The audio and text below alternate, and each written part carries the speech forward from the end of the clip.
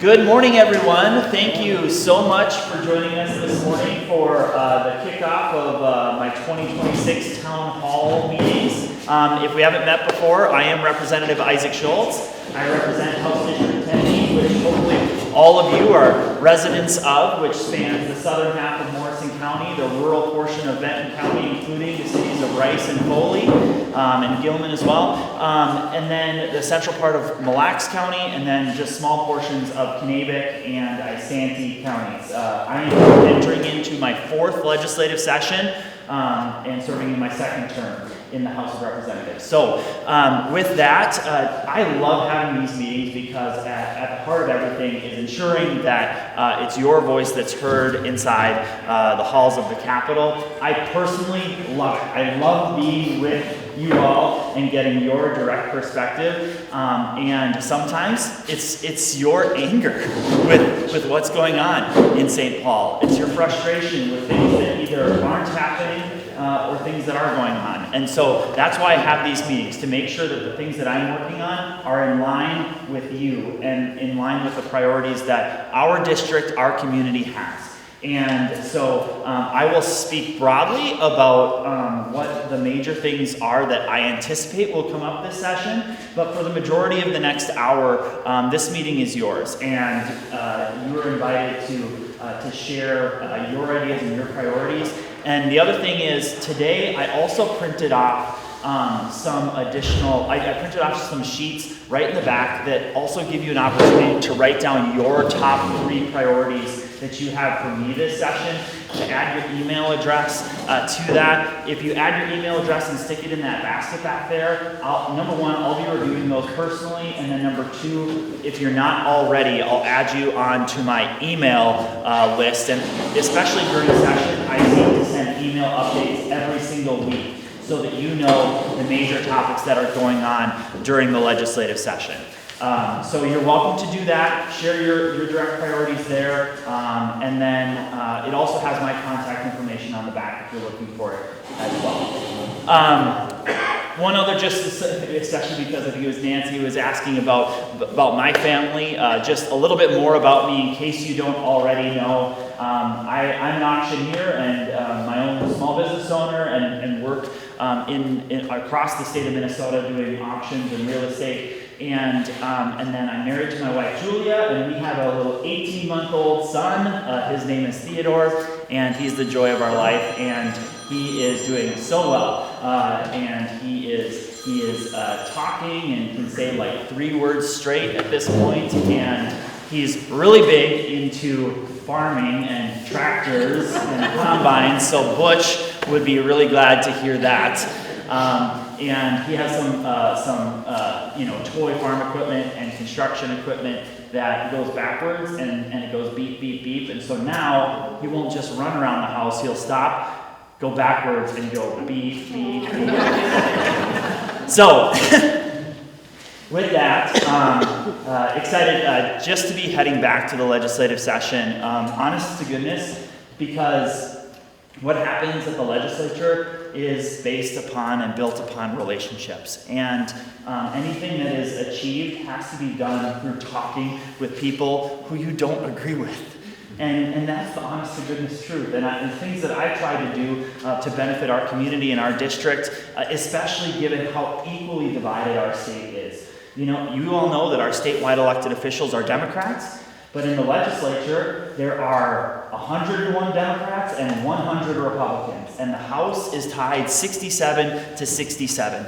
And so we have to have conversations. And at the end of the day, what's been going on in our state honestly has pushed us into this camp and that camp. And so often, we aren't talking to one another. And so it's my job to ensure that our values are represented in those conversations, and that I can do my absolute most to represent our values inside the Capitol, and frankly, get as much of our money back in your pockets, is the way that I see this thing. So just a few top level things. Our state budget is just under $67 billion for a 2-year biennium. That was passed at the end of last session and finished in June. And that that budget means that we don't have to do any additional budgeting as we head into this legislative session.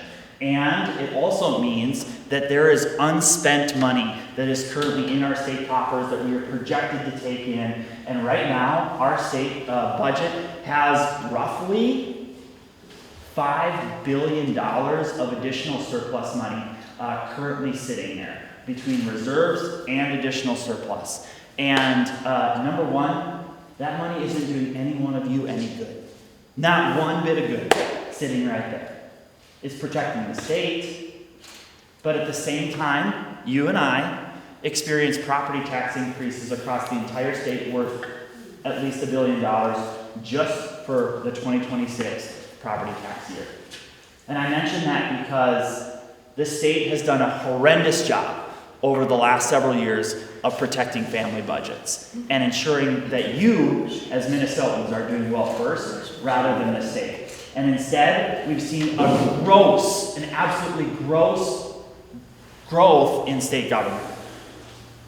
During the Walz administration, so since 2019, the state government has grown by 45%. 45% since 2019. That's not sustainable at all. And that is more money coming up. Nice to see you again. Thanks for coming. Coming out of our pockets, whether it's through any lens of our taxes, property taxes, income taxes, sales taxes, and anything else that you all might be paying. Our first priority needs to be the people of the state. So it's my top priority this session to work on lowering our taxes and finding every avenue possible to get the money back in your pocket. Now, that is always difficult when I have colleagues who would far rather create new government programs that are going to burden us for years to come. So I know that's an uphill battle, but frankly, it's a stand that Republicans should take, and we should really push to ensure that we're getting the money back to you this year, because there's no promise for the future. We know that as we head into the 2026 election cycle this November, that this state could go one of three ways. It could go all Republican. We could have a Republican governor, we could have a Republican House and a Republican Senate. It could go all Democrat. And we could be back like we were just a few short years ago, where they had the complete trifecta and they raised taxes by $10 billion and did a whole bunch of other harmful things to the state. Or we could have some sort of mix like we have today. But frankly, after what we experienced in 2023 and 2024, I'm fearful that it's going to result in an additional huge tax increase on Minnesotans, which is why we need to focus right now on getting the money back to you as fast as possible, as soon as possible, because the state is already overtaxing you. So that's my first priority. Second priority for this session is to stop the fraud, to end the fraud. But the truth of the matter is, over the years of the Walz administration, and frankly, even before that, our state has been abused, and you have been abused by fraudsters. And the governor and his administration has every authority under law to stop it. And he has not. He has failed to do so. Up until this very moment today, there is money going from our state coffers to people who have been convicted of fraud. Not just charged, not just going through the legal process, but convicted of fraud are still receiving our tax dollars. It's obscene. It's absolutely obscene. And I have had a front row seat to this. I was very honored to have been named to the House Fraud Prevention and State Agency Oversight Committee, which we have done so much work, specifically over the last year. When Republicans got an equal share at the state capitol and got 67 seats, and we got a Republican Speaker of the House in Lisa Damon, she created that committee to help expose the fraud and to build the case so that you all in this room could see what has been going on for years. That committee has established all of the background information and all of the evidence that you have seen shared, whether it's in those committee hearings, but now in the national news, in part because of the viral videos that were shared. Right? All of this has been happening likely for decades in Minnesota, but it has been explosive during the Walz administration. And it has to stop. It has to stop. But right now, there's the ability to stop it, and the governor isn't telling his agencies to stop it. Which means that as your legislator, there is not one single piece of legislation that I can put into law, that I can pass and get signed into law, that's going to force the governor to actually stop the fraud.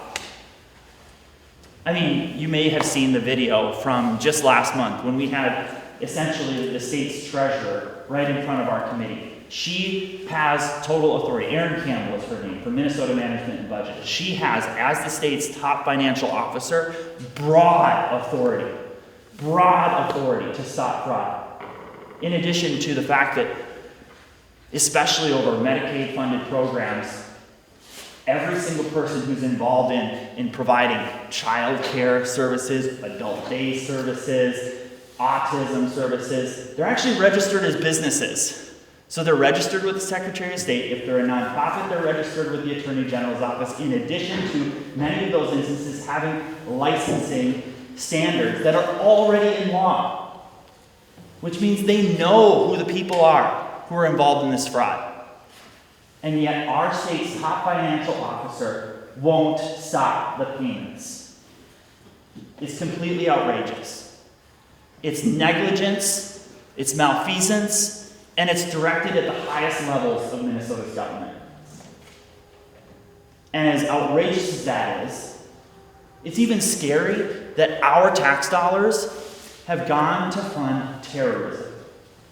A lot of these programs, and especially the food programs from the era of the pandemic and the Feeding Our Future, but multiple other Medicaid-funded programs have resulted in now up to $350 million a year leaving Minnesota and going to countries in Africa. That's happening on our watch. And it's been growing and growing and growing. And when is anyone going to be held accountable? Because frankly, that's my greatest frustration right now. My frustration is not just that this is happening, but it's happening amidst a moment where all of these things have happened, and the programs, the Medicaid-funded programs or Feeding Our Future, were ultimately federal programs, which should give the federal government the authority to not just hold the fraudsters accountable, but then the people who mismanage it through the state. So Governor Walz, Keith Ellison, and others.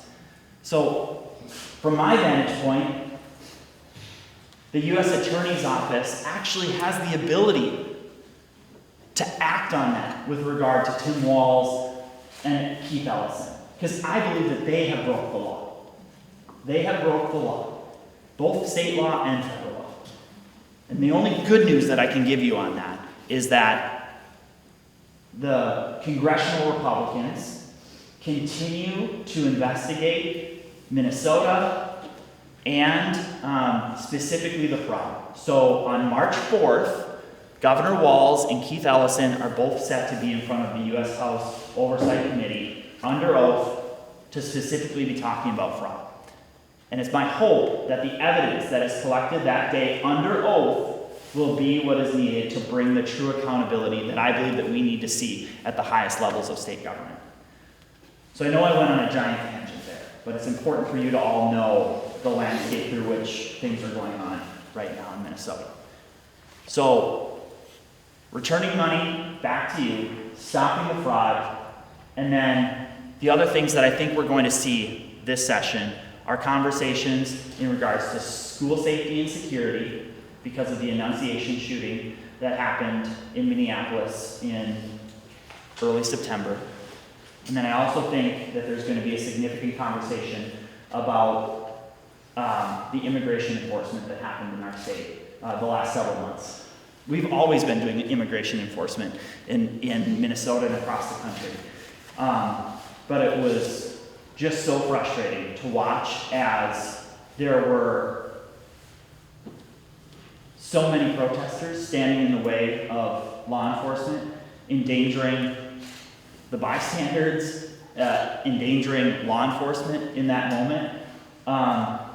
But let me just say that as it appears like Operation Metro Surge is finishing its work, I'm grateful that there are over 3,000 kids who have been identified and who are safe, that had come into our country and potentially been trafficked, that ICE was able to find and secure those children into hopefully safer places for them in their future, in addition to getting dangerous criminals off of our streets. But my Democratic colleagues have big time problems with the ICE operations that took place, and that is going to be their top thing that they're going to be talking about this session. So be prepared for that. And they're going to tell us that you and I need to pay to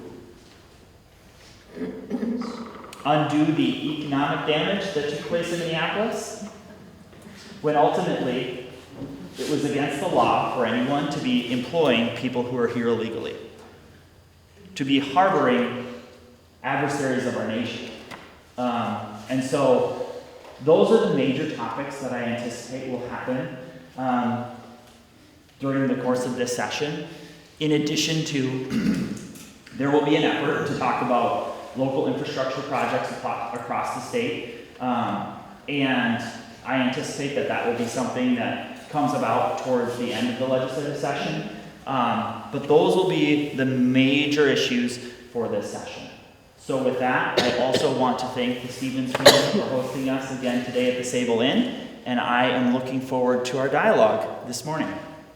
Now, as we begin this time, when you're going to ask a question, one, for my sake, but also for our friends and neighbors here, state your name, your first and last name, and then the city or township that you're from, because that'll be helpful for me to help remember you and to follow up if need be. So with that, the floor is yours. Deb. Okay. I have a number of questions, but I'll go with the first one first, with the budget. I'm 75 years old, and I can tell you I've seen both sides of the aisle spend a lot of money, and I get it. It's what your interests are, and I don't have a problem with that. I have a problem with never seeing any longer arguments and then working toward a mediated decision. We did work, and we worked well as a state in the 60s and early 70s, and we've gone to hell in a handbasket. I know there is fraud, and I want to see them here and putting people in jail, and I want it taken care of. But at the same time, we don't all know everything. And to me, I really admit we have both sides, and that's a good thing. But balance it. Don't sit here throwing rocks at each other. Balance it. That's what I want to see. I want to see where, when I watched TV when I was 10 and 11, because my parents watched, beginning of the session, oh my goodness, I even learned some words.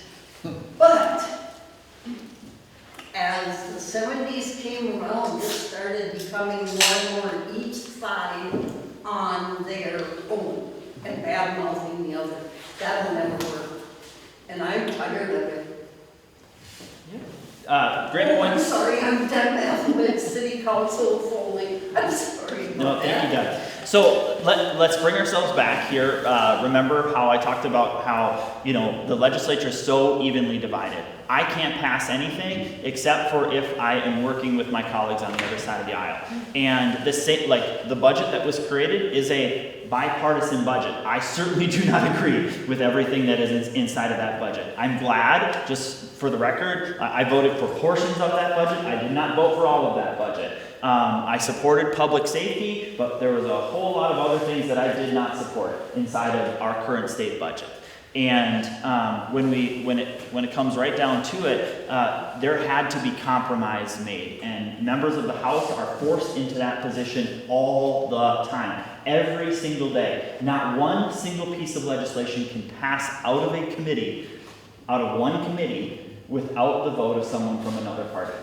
And so we are naturally, because of a 67-67 tie, forced to work together. Now, I'm proud that I have been able to achieve several different priorities that have benefited our community based upon that principle.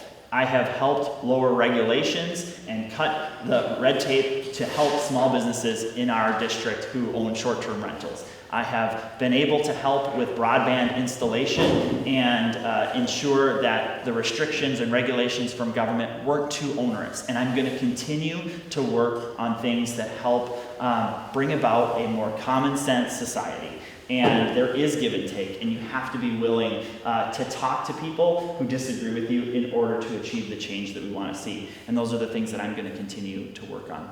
So thank you. It is why I support you. But I will say, when you point out Waltz, Yep. I point out Palenti. And he was as bad for this state as Tim Waltz is right now. Thank you for your perspective. What's another question in the room? Yes, Nancy. Nancy Hines, I'm from Moore, Minnesota, and not really in your district, but you know I've followed you forever. So anyway, I am really concerned about the funding of the protesters and the training that they've been getting in whatever situation, and then signal chat. Mm-hmm. Is there anything you can expand on there? Yeah, so, and I'll help try and color the rest of the picture from what Nancy just mentioned. She talked about the organized effort to oppose ICE and federal law enforcement in Minnesota that happened especially in the Twin Cities. And the absolute truth that we know at this moment is that there were millions of dollars spent by NGOs in our state to train upwards of 30,000 people in how to either track or actively oppose and stand in the way and obstruct ICE and federal immigration enforcement. I don't have the exact dollar figure for the amount of money, but that largely came from NGOs. And on top of that, those organizations at one point in time likely did get some level of taxpayer funding. In addition, there are direct ties to some of those organizations who were funded by people from foreign countries, including China. That happened, okay? Now, as it relates to the second part of that question, which was in regards to the signal chats, the organized opposition to federal law enforcement in our state became a really, really big deal over the last 2 months. And they had these daily signal chats, and they'd add everybody to them. They would communicate during the day. They were sending the direct coordinates and locations whenever ICE was spotted or federal immigration enforcement officers were spotted in a community, and then within minutes or moments, sometimes seconds, from the moments that those coordinates were dropped into these signal chats, organized opposition to federal law enforcement would arrive. And this was from across Minneapolis and St. Paul for the last 2 months, but especially in January. And that effort was supported by members of Minnesota's Democratic Party, including people who I serve with in the Minnesota House of Representatives. Representative Aisha Gomez, Representative Brad Tabke, and one of the worst offenders, Representative Alex Falconer, was training these individuals to impede law enforcement. And they were, it's bizarre to even think about, that they had an organized effort driven by elected officials to impede the lawful work of law enforcement. And the only thing that I can hopefully bring a little bit of solace to this moment is just that it's my understanding that the federal government has gotten the targets that they were hoping to get, that they were desiring to get, that their mission has been achieved. And yet, in the process, we became an international embarrassment for what happened here in Minnesota. So, the enforcement of the law on this has to come from the federal government. It has to come from the U.S. Attorney's Office. And unfortunately for us, right now, the U.S. Attorney's Office in Minnesota is depleted of probably over 30% of their staff, and they're dealing with a barrage of new complaints on federal law. And so, frankly, we need good attorneys, and we need good attorneys inside the U.S. Attorney's Office as soon as possible, because their work isn't just on responding to federal immigration enforcement issues, but they're also supposed to be the ones prosecuting the fraud. They are supposed to be the ones. And so, for lack of a better way of putting it, we are at a major setback right now because we don't have those people within the U.S. Attorney's Office in Minnesota. Did Joe Thompson really resign? He did, yes, he did. Now, I don't have all the details to that. It was a major setback for prosecuting fraud in Minnesota. We can probably go into great detail on that, but there's a lot more story that we all don't have on that issue at this moment. I have just one other point. Yes, go ahead. I say get rid of every NGO across the nation, period. Sure, probably some of them are good, but I believe that whole thing needs to be shook up and dropped. I would, number one, say that we need audits. We need audits at both the federal level and the state level, because it would boggle our minds to know how much of our money is being directly appropriated to these organizations by our government, from the federal level, the state level, and even on the local level. And so I would just say, encourage those of you who are here in the room to also be vigilant about that on the local level. Track that. We have local elected officials in the room, whether at the municipal level or whether you're at the county level, but track that, look at that, and ultimately ask the question, is this NGO in line with the values of the people in Benton County, or wherever you live? Be asking those tangible questions and say, is this a good use of taxpayer money? And in so many instances in Minnesota, that's not the case. So, yes, sir, Ryan, right? Yes. Thank you for your email communication last couple months. Ryan Wilson, Foley, Minnesota. I'm sorry, I have a hard time communicating. We got all these attorney generals. 14 of them resign in 2026. Could you get them to St. Paul and ask them questions, because they were prosecuting fraud? You could ask them why they resigned, because are these people ever going to get tried in court? And also, what are NGOs?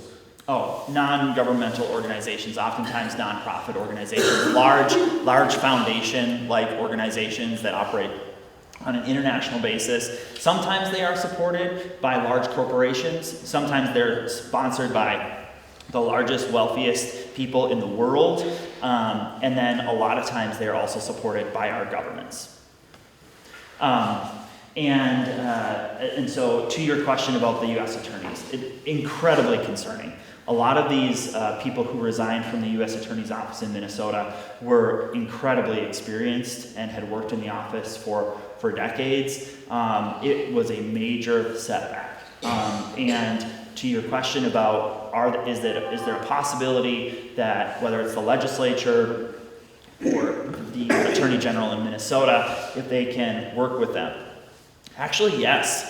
The chair of our fraud committee has been in an open conversation with Joe Thompson from before he resigned and after he's resigned. So some of those conversations are ongoing, but a lot of those individuals have chosen to go into private practice and to make money. Because when you're working as a public servant, you aren't making the same level of money that you would be in private practice. And so a lot of those folks have moved on, and that is exactly what Joe Thompson has done, as he started his own private practice and announced that last week. Yes, Elizabeth. Elizabeth Irons from Worrell Township. So one of my questions is, as a fraud committee member, Judy Randall is our legislative auditor, and we have an audit commission, and she is required by law to refer any evidence of improprieties or wrongdoings. And I seen her last report that she did to the audit commission, and it was like, shake your finger. Well, we need to do better in the future. But according to statute 3.978, she's required by law to refer evidence to the Attorney General and appropriate county attorneys to determine criminality. I do not see any of that happening. Is there any way, as you as a fraud committee member, can maybe just reinforce that, hey, this is the existing law, you don't need to make new law. Right. Just follow the existing law, or put pressure on the audit commission to make those referrals, because we're relying, in my opinion, we're relying too much on the U.S. and President Trump and his district attorneys, and we need to do more with the county attorneys. Yeah, exactly. Thank you, Elizabeth. So to hopefully color the picture so that everyone can hopefully be on the same page and understanding what she talked about. So she talked about Judy Randall. She is she's the auditor for the Office of the Legislative Auditor, which is essentially branched underneath the legislative branch and guided by a bipartisan commission known as the Legislative Audit Commission. An equal number of Republicans and Democrats in both the House and the Senate are the ones who guide their work, and so that individual, she has been with the office for a long time, and she does excellent work. So when they have found credible fraud allegations, and when they are aware of fraud happening, they do refer fraud to the appropriate authority. Now that could be the state attorney general. That could be the Bureau of Criminal Apprehension, the BCA. It could be the U.S. Attorney's Office and the Department of Justice and the FBI. They do that. You might not see it because that communication, especially on fraud, is passed in a way that is not public. And it's intentional so that they catch the fraudster. So she does that. She does that already. And what she presents in a public hearing is likely not going to be something that tips off a fraudster.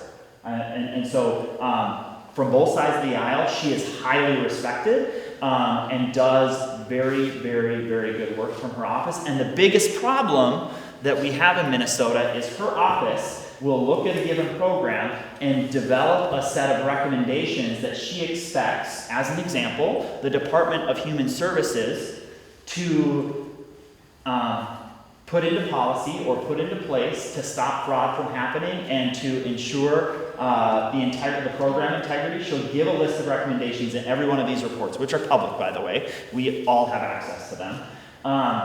And a lot of times, the biggest problem is that the agencies don't fully embrace the recommendations that have been given to her, or that she has given to them, I should say. And so that is the biggest challenge that we face, is that the Department of Human Services and others, but especially them, fail to implement the recommendations. And that's even after the legislature puts it into law. This is one of the instances of malfeasance that happens in our state government. So I hope that helps. But then we don't see no prosecutions ever. You do. So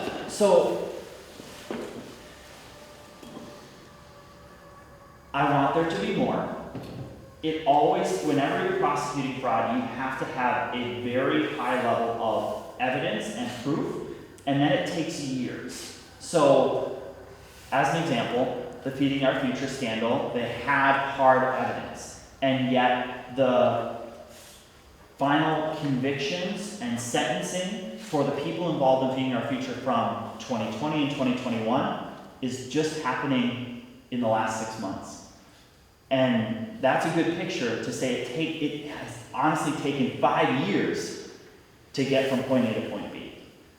And that's frustrating for us as taxpayers, and yet it is the legal process. And so that's oftentimes why we don't feel like enough is being accomplished fast enough.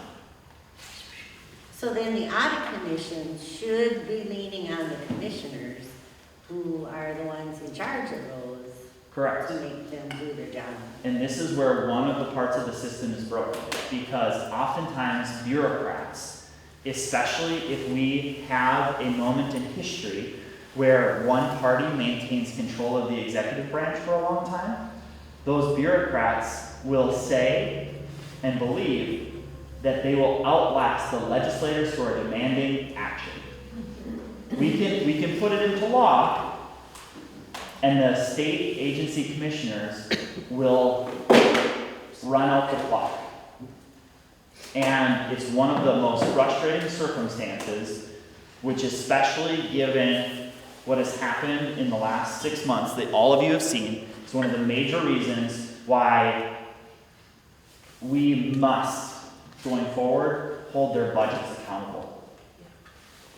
But in the process, know that there are vulnerable Minnesotans who then may not get the services, and it's going to be incumbent upon all of us, especially us faith-filled Minnesotans, to take care of those who are needy in our community if the programs have to be stopped at the government level, which has always been my belief, by the way, that our churches and our faith-filled organizations should be the ones caring for the homeless, should be caring for the people with disease or disability, or our seniors. Like, that is my belief.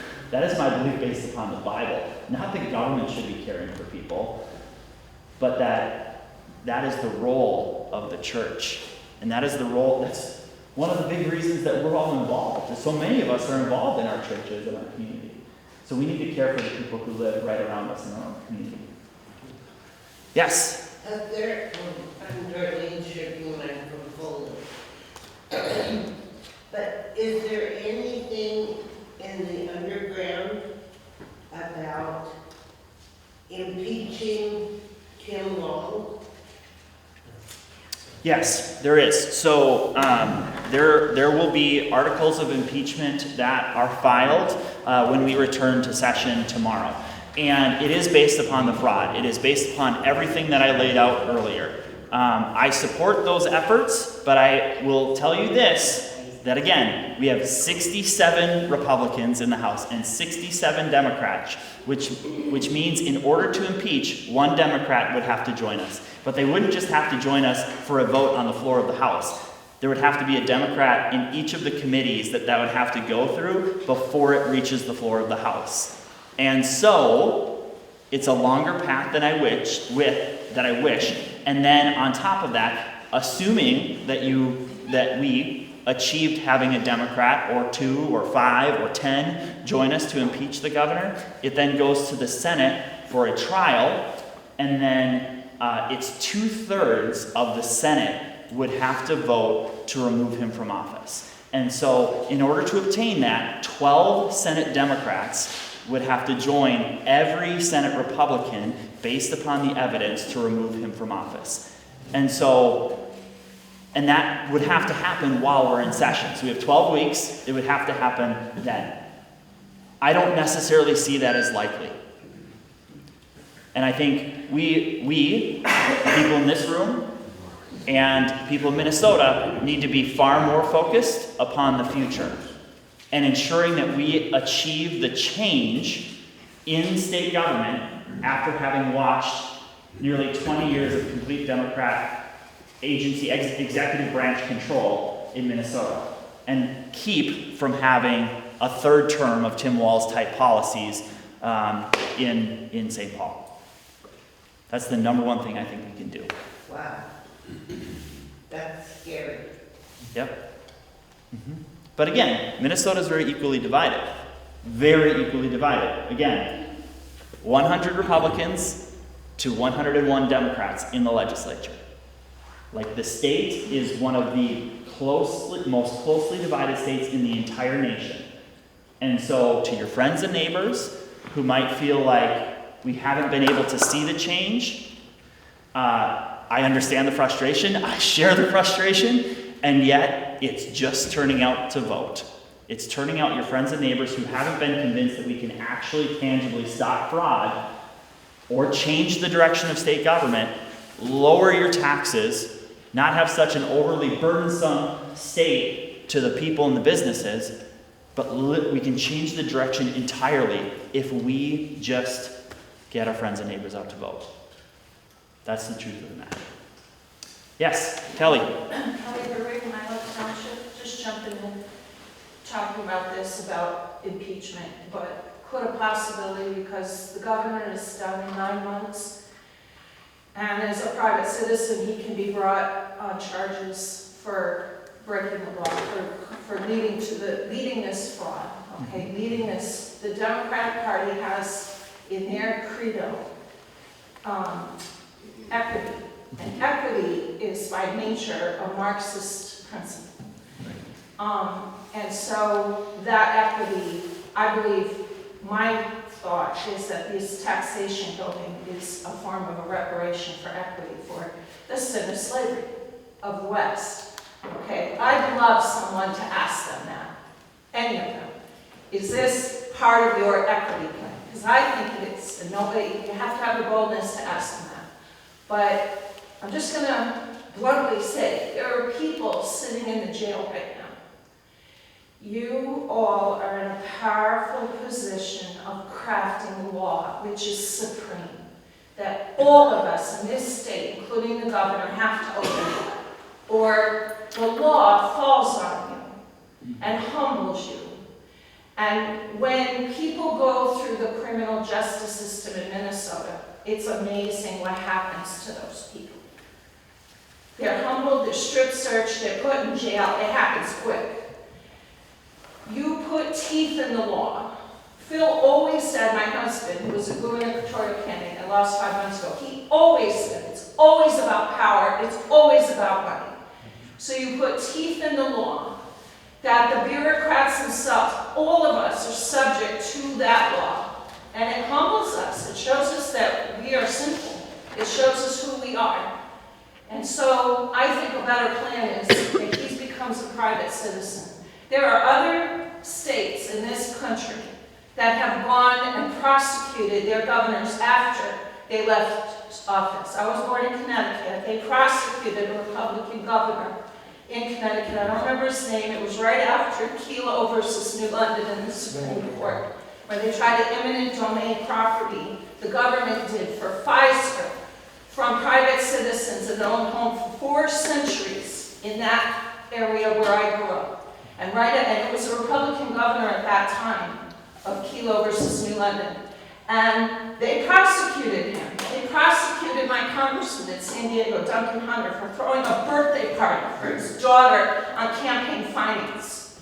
So I've been putting out everybody's campaign finance board reports. I sent it to Holly, and I've sent it, and I'm like, you gotta go through these reports. That's your key to work with Department of Justice, to work with the special fraud prosecutor that our president appointed.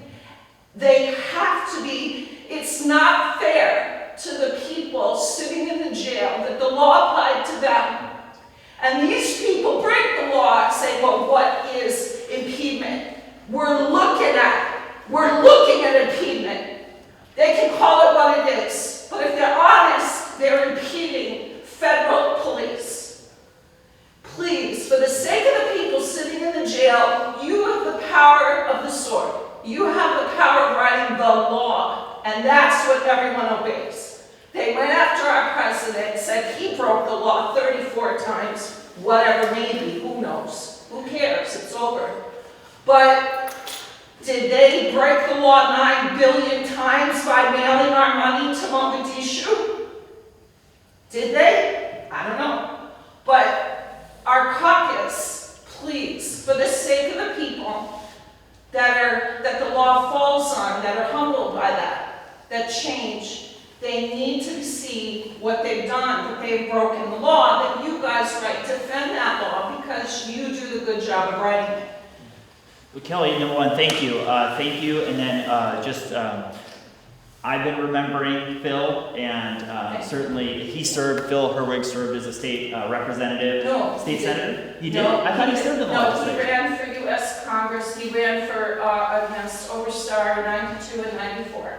And then he ran for governor in 2010 alongside Tom.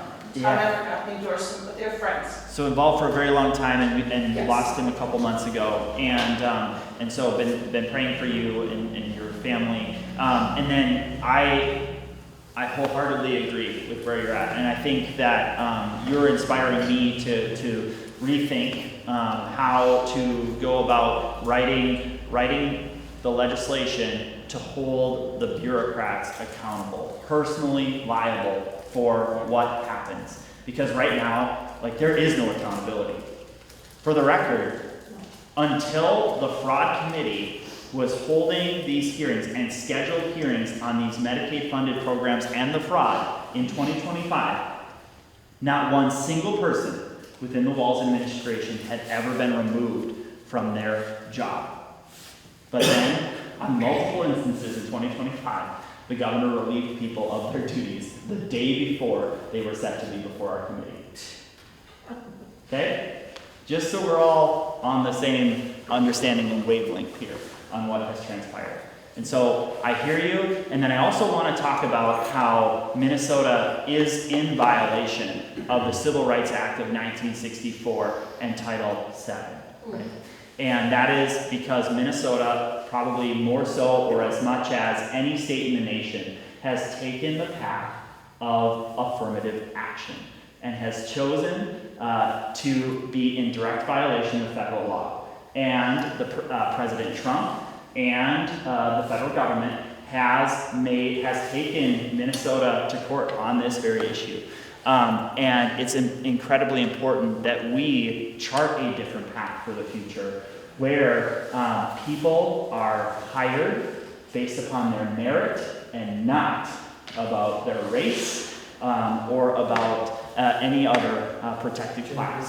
And so that's, for the sake of equality, it's incredibly important that we write that ship for the future. So thank you, Kelly, and appreciate your words. Other questions?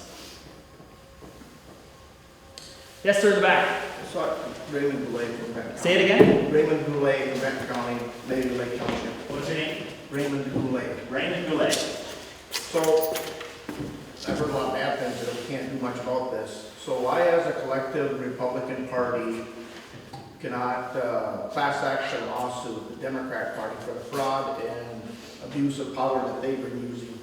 Why don't we have any power as far as, you want to talk about lawyers, why don't we all lawyer up and file a class action lawsuit against the state of Minnesota for losing $20 billion with no accountability? I hear you, and I think what you presented is one option.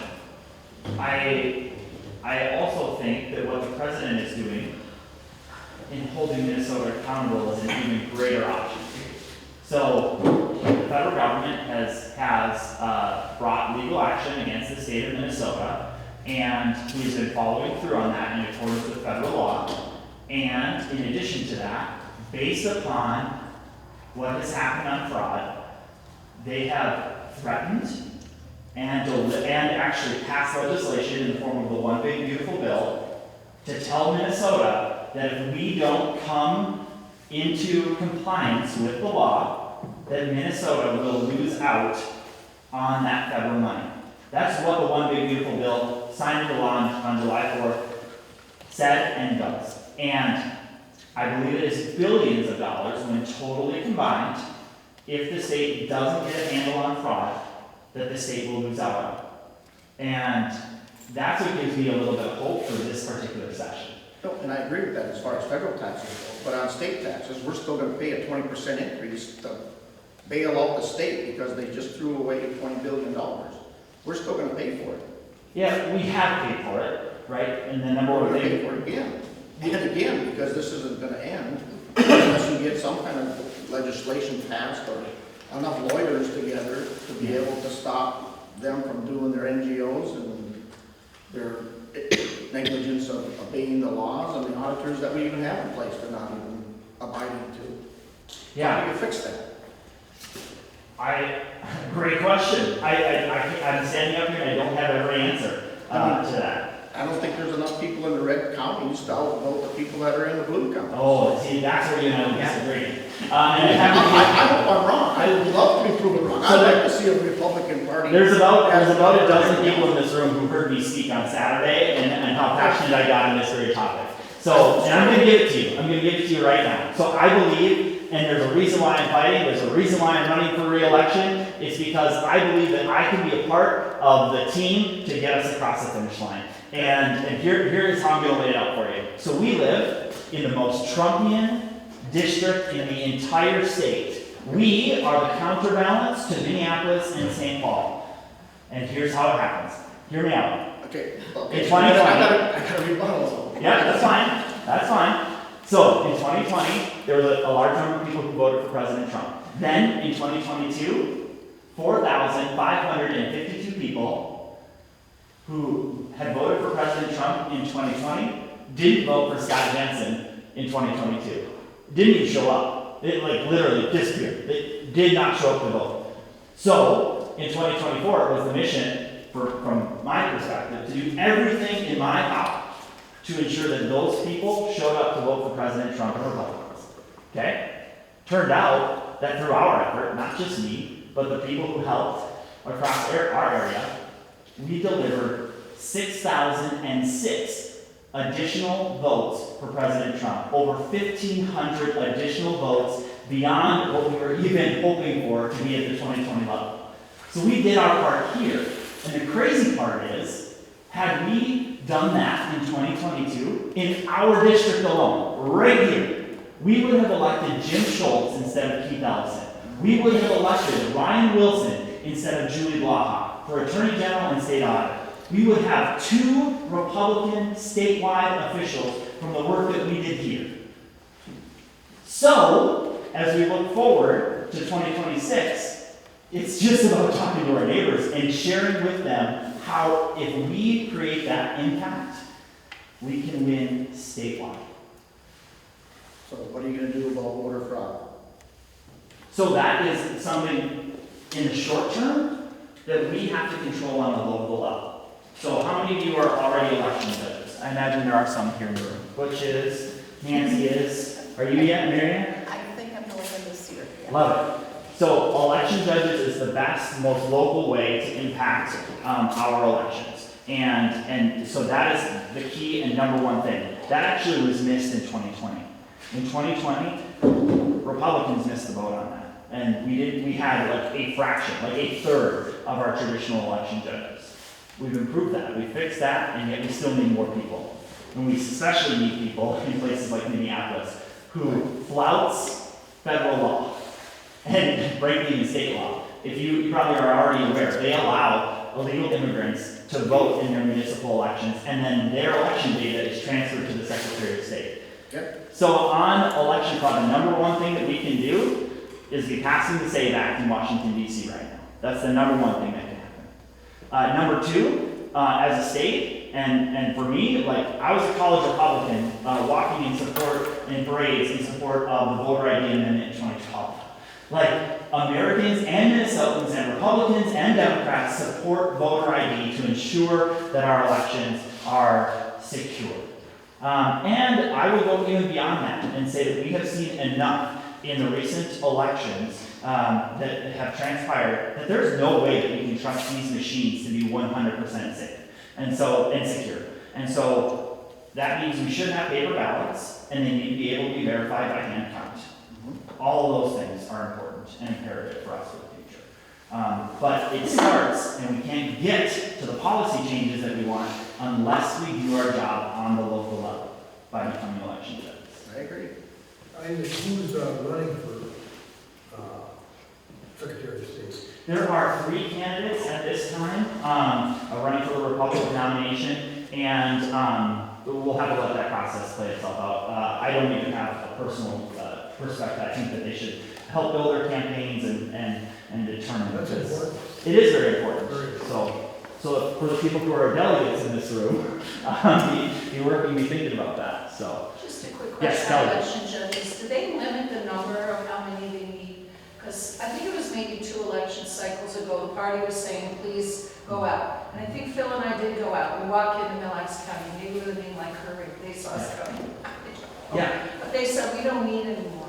Is that correct? yeah. So They can limit the number then, or? yeah, so you only need so many election judges at any one site, right? And so, yeah, Gary, are you an election judge yourself? So Gary is in Glen Dorado Township, but there absolutely is a point where we don't Usually we need. don't get enough. Usually you don't get enough. Yes, in Mille Lacs County, when we went in, they said, we don't need it. The biggest And need I that we wonder- actually have, just to talk from a Republican perspective, is that there is supposed to be an equal number of Republicans and Democrats Yes. as election judges at every given precinct, in every different polling location. So they'll And cut. so in Minneapolis at the moment, it's always hard to get enough Republicans. And on top of that, what sort of intimidation do they face? And on top of that, oftentimes the chief election judge is the one that gets to make a lot of decisions, and the chief election judges are almost entirely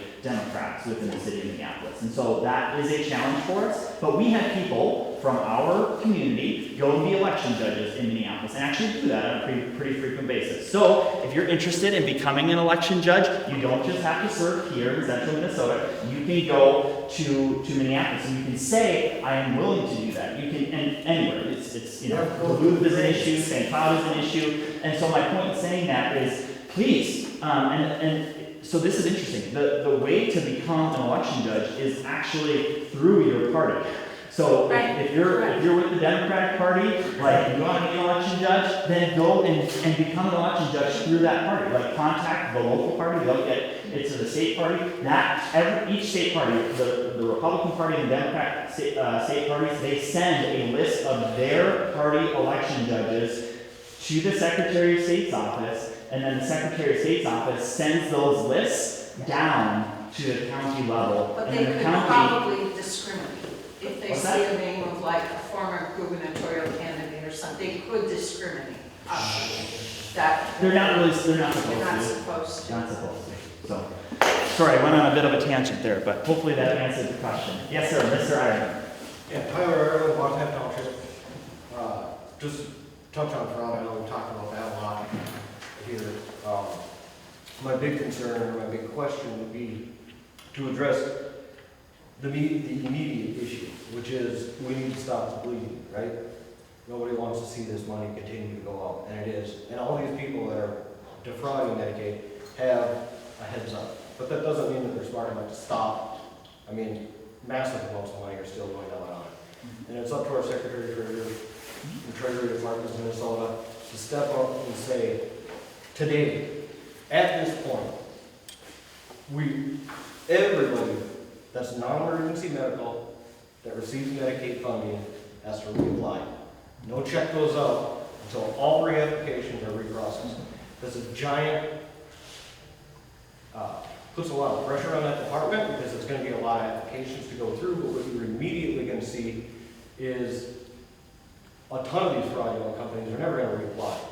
Now you have a list of companies that have been receiving Medicaid funding and a list of companies that never reapplied because they were just turning in paperwork, collecting a check. They know the jig's up. They know they're about to get caught. They're going to try to find a way out. I mean, that's a fast way to get a really good, driven down list, stop state spending on a lot of things. It's going to be inconvenient to our community. There are certain ones that are going to be real, that are going to get hurt. But any valid healthcare company should be able to get that paperwork turned in inside of 48 hours. They should have all that ready to go. I mean, that's a fast, immediate, quick, easy, effective way to address it. And I don't hear a lot of people talking about that. I mean, I know you touched on the fact that checks are still going out, But for our representatives and stuff, I haven't seen a lot of people bring up the fact that the first thing we need to do is just stop it. And this is, from what I can derive, probably the fastest way to stop that money going out. And the easiest way, I mean, it's how we enlist these companies into this program anyway. So we're not really making much of a change to do it like that. Excellent points, Tyler. And I'll just say, there is some of this happening, and there can be more. As an example, one big beautiful bill passed July 4th, signed into law July 4th. That bill ensured that specifically over welfare benefits, that you had to have twice annual recertification into the program. And in Minnesota, especially because of the fraud and error rates, they had to get everyone recertified into the program. So that is happening, and that will be a major topic of this session. And so I appreciate you bringing it up, and then I will take that further. And so I'm going to take what you said and say, okay, how can we then best apply that principle to all the other Medicaid funded programs? Because that's where we're seeing it. And so, it's two things. It's research. There's two primary different areas of fraud. There is the provider level fraud, where there is an organization that's supposed to be providing adult day services, as an example, and that provider has either overbilled for people who they are serving. So if it was only $50 worth of service for a day, but they charged $200, there's that example. Or they signed up people, and this has happened. This is what has gone on. Is like you have people who have gone out into the community and they have signed people up for the program who didn't need the program, and billed their Medicaid, their name, and that person has not received service at all. So there's that. That is provider level fraud. And then there is the other, the instance over like a SNAP benefit, food stamps benefit, where people are most specifically at that individual level fraud are getting welfare and SNAP benefits from multiple states. They're not truly residents of Minnesota, and what they'll do is they'll travel. Like, they might live in Chicago, and they might be billing SNAP in Minnesota, Wisconsin, Iowa, and Illinois. Like, that is an example of something that is going on right now. And so you have to build the law to apply for both instances. And over the Medicaid funded billing for the service providers, that is an area where we can improve. So I appreciate that. We are beginning to come to the end. Is there any final question before I yes, Pam? Pam Knight, Mendon Township, Benton County Commissioner, District 5. I have a couple of questions.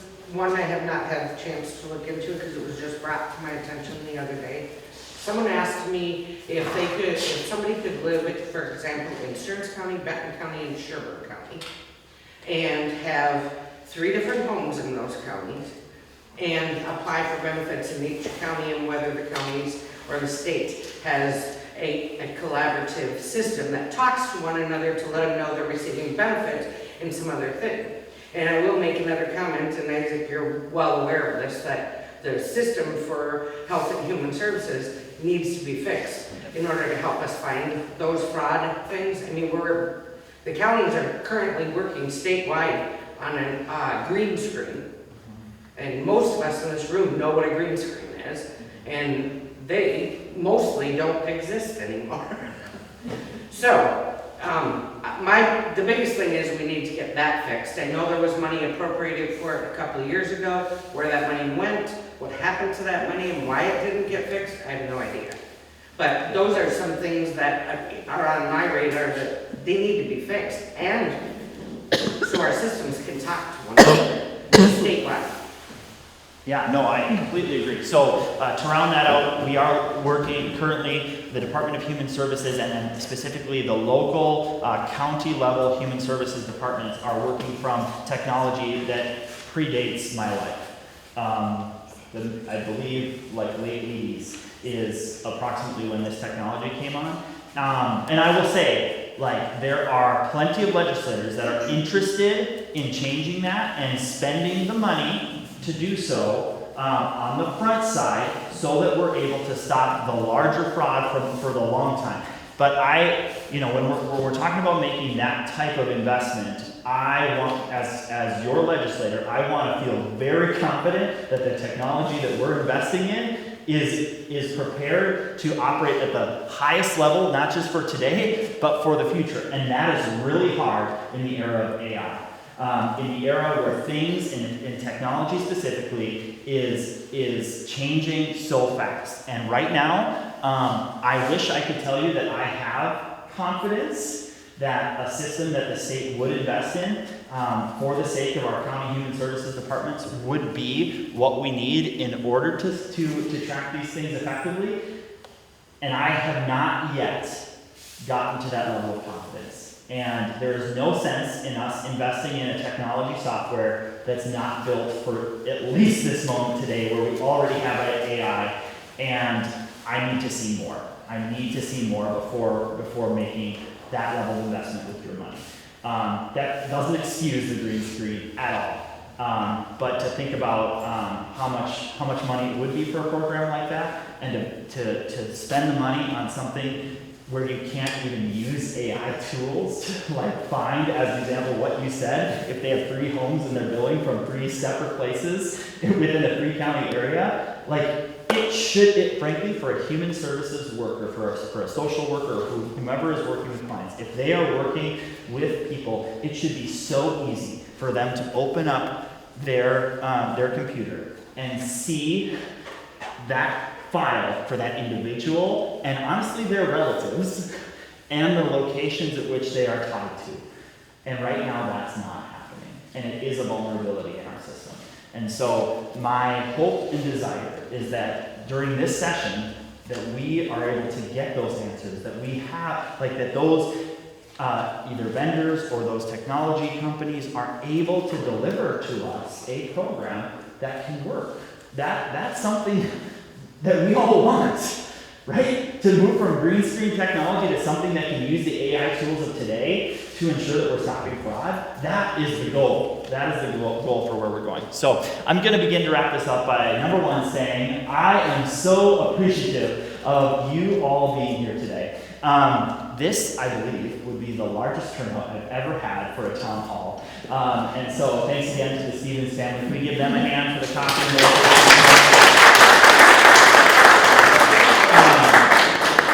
And just please continue to communicate.